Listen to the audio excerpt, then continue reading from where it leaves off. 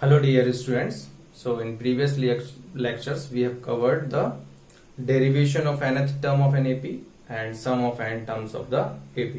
तो आज हम देखेंगे क्वेश्चंस फ्रॉम एक्सरसाइज 5.1. ठीक है, किस तरह से आपको क्वेश्चन सॉल्व करना है. तो जैसे कि फर्स्ट आपको डिटरमाइन करना है. क्वेश्चन बोला है in which of the following situation, जो सिचुएशंस दी हैं, does the list of numbers involve make an arithmetic progression and why. मतलब जो नंबर्स इसमें इन्वॉल्व है वो अर्थमेटिक प्रोग्रेशन बना रहे हैं कि नहीं बना रहे हैं, चेक करना. तो दैट इज बर्ड प्रॉब्लम. तो फर्स्ट जो इसको कैसे करना है, क्या दिया आपको, taxi fare after each kilometre when the fair is ₹50. ठीक है, मतलब कि क्या हुआ कि जो टैक्सी फेयर है ईच किलोमीटर पर कितना होगा. ठीक है, when the fair is ₹15 for first kilometre. 1 kilometre के लिए ₹15 हो रहा है. मतलब यानी कि जैसे आपने जर्नी स्टार्ट की ई पॉइंट से नहर लगुन से स्टार्ट की, ईटानगर जा रहे हो, तो फर्स्ट किलोमीटर का चार्ज कितना लग रहा है, 15 रुपीज. ठीक है, फर्स्ट किलोमीटर का. लेकिन सेकेंड किलोमीटर का कितना लग रहा है, ₹8 बस 8 हो रहा है additional second kilometre. Third kilometre के लिए फिर से ₹8 होगा, क्योंकि यहां पर क्या बोला है, ₹8 for each additional means next kilometre के लिए. जैसे फर्स्ट के लिए तो 15 लग गया, पर उसके बाद ₹8, फिर ₹8, फिर थर्ड के लिए भी इस तरह से बोल सकते हो आप. x किलोमीटर के लिए कितना लगेगा, जितना भी चार्ज लगेगा देख लेंगे. ठीक है, जैसे तो यहां पर क्या लिखना है, फेयर फॉर फर्स्ट किलोमीटर. तो फर्स्ट किलोमीटर के लिए फेयर देखें तो कितना होगा, ₹15. Likewise fair for second kilometre देखें तो 15 प्लस 8. सिंपल है, ₹15 में 8 और ऐड हो जाएगा. ठीक है, सेकेंड किलोमीटर के लिए. इसी तरह से fair for third kilometre is 15 plus 8 into 2 कर दो इसको. ठीक है, क्योंकि 8 कितने टाइम्स ऐड होगा, 2 टाइम्स. इसी तरह से फेयर फॉर फोर्थ किलोमीटर लोगे तो कैसे आएगा, 15 प्लस 3 इंटू 8.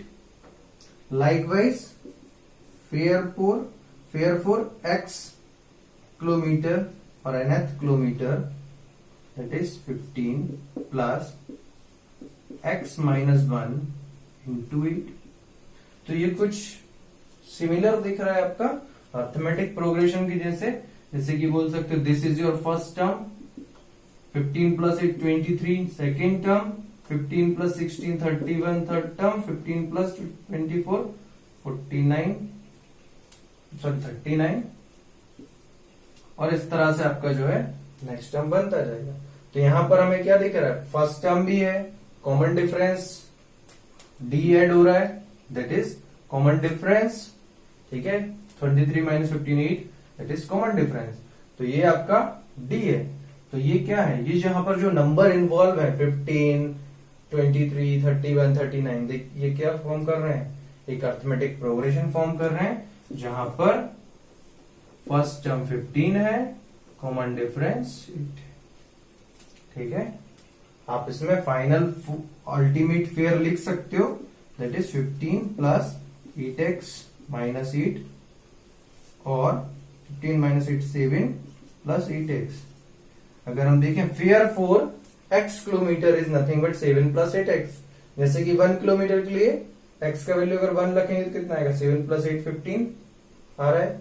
2 किलोमीटर के लिए 7 प्लस 8 इंटू 2 16, 7 प्लस 16 23 आ रहा है.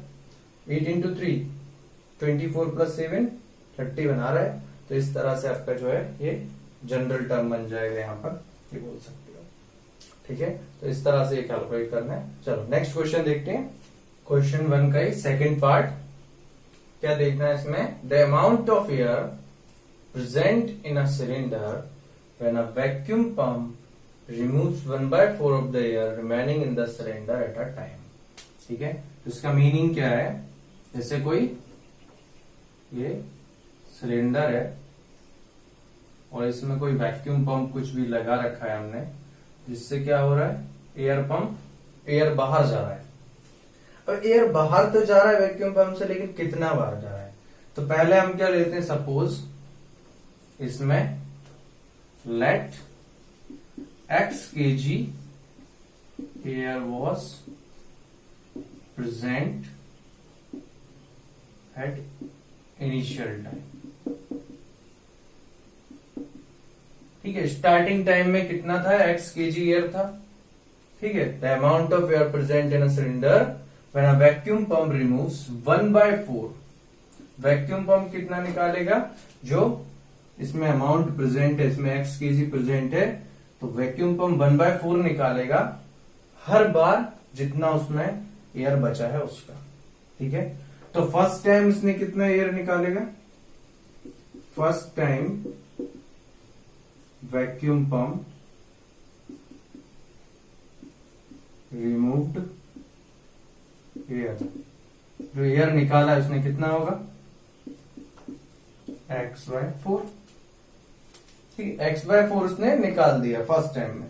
फर्स्ट में x प्रेजेंट था, तो x में से x/4, 1/4 जो एयर का वैक्यूम पंप 1/4 निकाल रहा है, एयर का जो बचा हुआ है, जितना भी एयर प्रेजेंट है उसका। तो फर्स्ट टाइम में x/4 निकाल दिया, तो बचा हुआ क्या था, रिमेनिंग एयर कितना था यहाँ पर, remaining air that is x minus x/4 is nothing but 4 1 जा 4, 4x minus x by x, 4. So that is 3x by 4. Second time removed air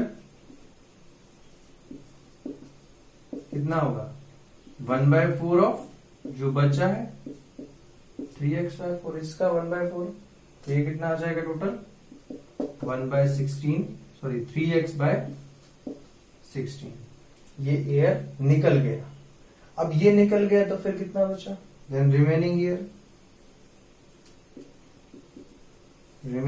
अभी कितना रिमेनिंग हुआ, तो ये होगा कितना 3x माइनस 3x/4 जो यहां पर पहले था, उसमें से 3x/16 चला गया, तो ये कितना आया, एलसीएम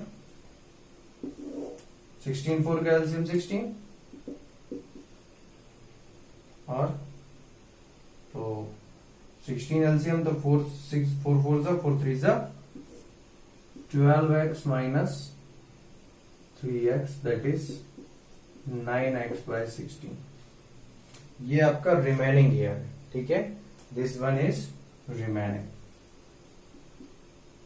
सो फिर कितना निकला होगा next time, third time removed air, ये कितना होगा 1/4 of 9x/16 that is nothing but 9x/64। इतना भी रिमूव हो चुका है। ठीक है, तो the amount of air present in a cylinder, तो जो अमाउंट प्रेजेंट है when vacuum pump removes at a time, तो ये किसके बारे में पूछ रहा है, इतना जो अमाउंट ऑफ एयर प्रेजेंट है सिलेंडर में वो एपी में है या नहीं है। तो अमाउंट कितना कितना बच रहा है फर्स्ट टाइम में, जैसे फर्स्ट इनिशियली कितना प्रेजेंट था x, फिर कितना बचा 3x/4 क्योंकि x/4 तो बाहर हो गया, इतना बचा है, फिर कितना बचा है रिमेनिंग, ये वाला 3x/16, नहीं 3x/16 कहां बचा, ये तो निकला है, तो बचा कितना है रिमेनिंग सेकेंड टाइम में 9x/16 बच रहा है सेकेंड टाइम में।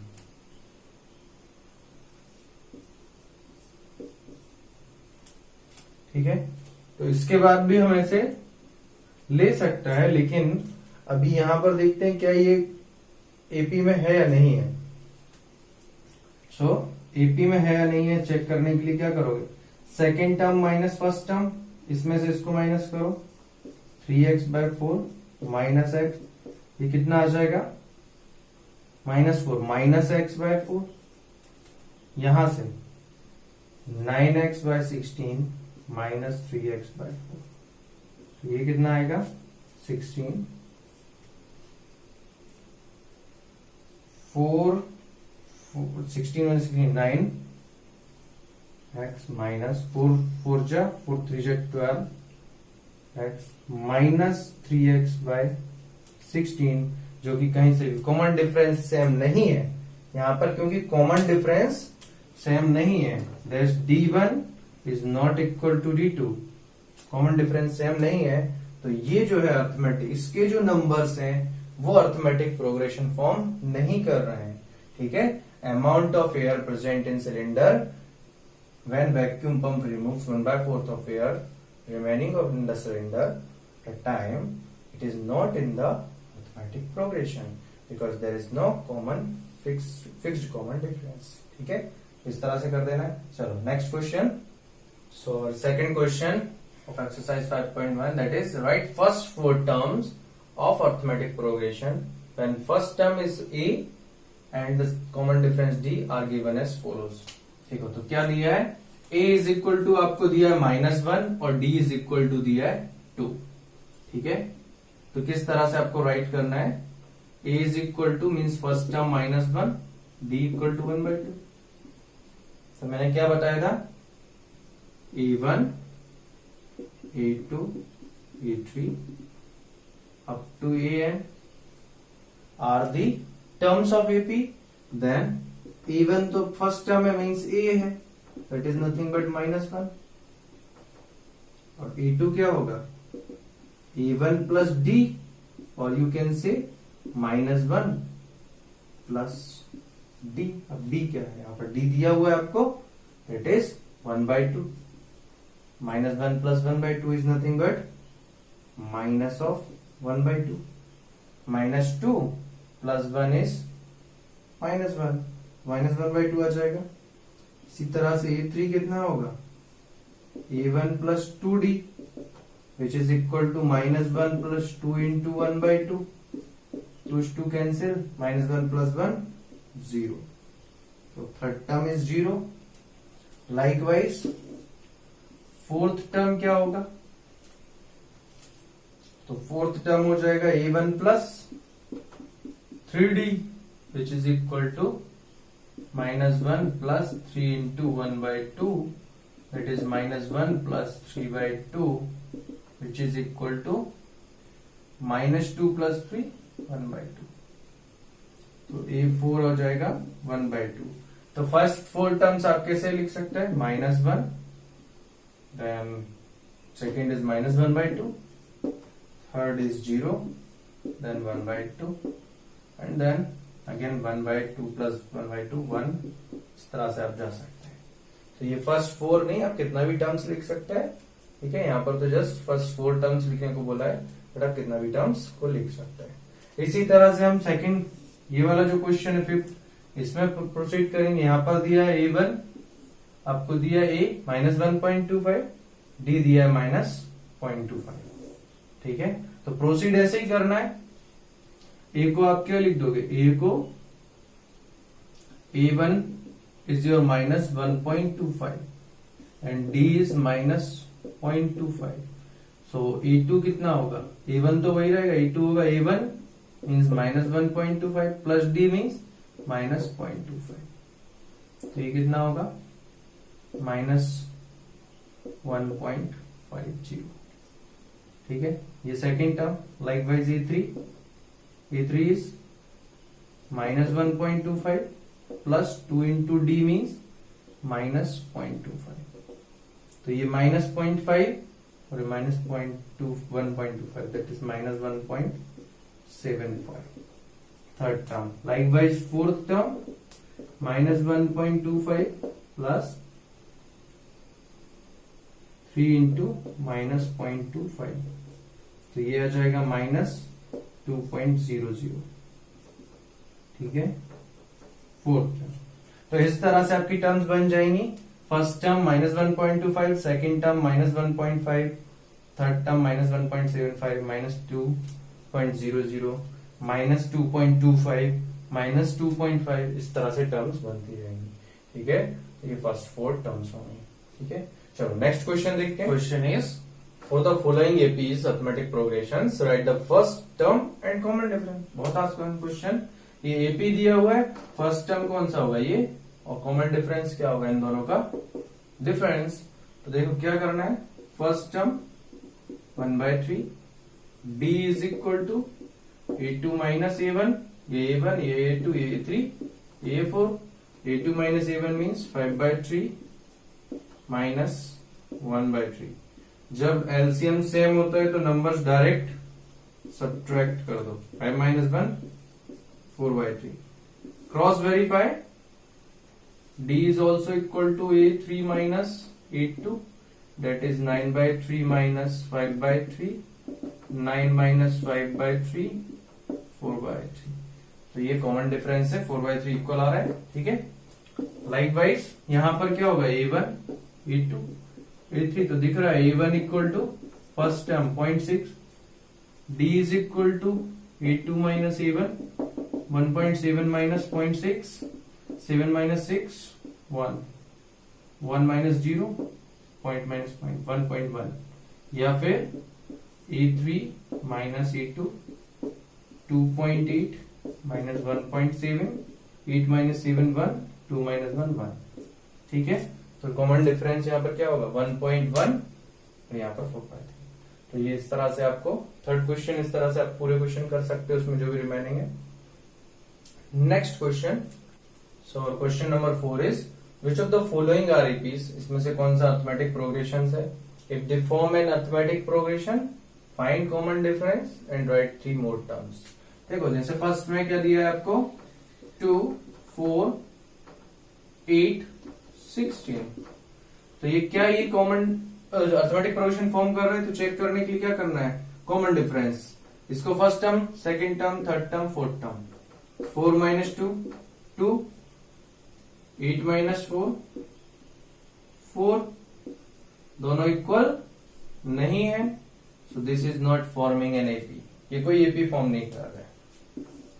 So next move on, next 2 5/2 3 7/2, क्या ये एपी फॉर्म कर रहा है, a1 a2 a3 a4, सो a2 minus a1 5/2 minus 2, LCM लोगे तो क्या होगा 2 2 जा 4, 5 माइनस 4 दैट इज 1/2।